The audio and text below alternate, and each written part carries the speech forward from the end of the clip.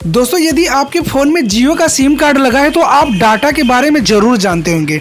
Data क्या होता है मैं आपको समझाने वाला हूं और आपको जो मैंने बैनर पे बताया कि 4 रुपये 44 पैसे में यानी 4 रुपये तक 1 GB डाटा मिलेगा जो आपको 15 रुपये का मिलता है।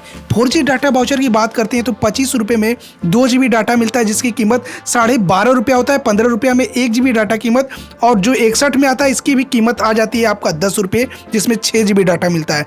और एक और डाटा पैक होता है जो मैं आपको दिखा रहा हूँ 121 रुपये में 12 GB डाटा मिलता है, इसकी कीमत भी 10 रुपया होती है। लेकिन जियो का मैं एक ऐसा बताऊंगा जिसे रिचार्ज कराकर आपकी डाटा की कीमत केवल 4 रुपये 44 पैसा रहेगा। दोस्तों ये डाटा पैक क्या होता है? Data add on pack.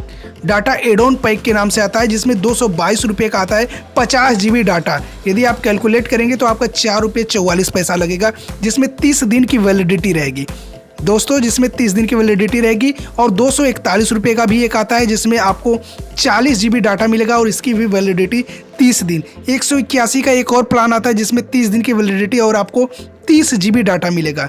दोस्तों मैं आपको बता दूं ये डाटा एड ऑन पैक आप करा सकते हैं। इससे आपकी 100% इसकी वैलिडिटी तक आपका वर्क करेगा जिससे आपको अच्छे से अच्छा बेनिफिट किया जाएगा। दोस्तों 239 के प्लान में तो आप जानते ही होंगे 1.5 GB data daily unlimited call मिलता है।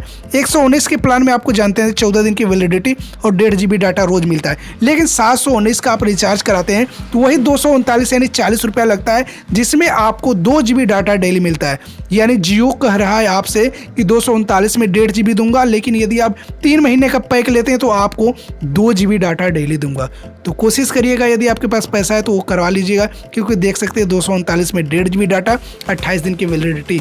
वहीं आपने देखा कि आपका जो 719 रुपये था उसमें 2 GB डाटा डेली मिलता था। इतने ही आपको पैसा खर्च करने पे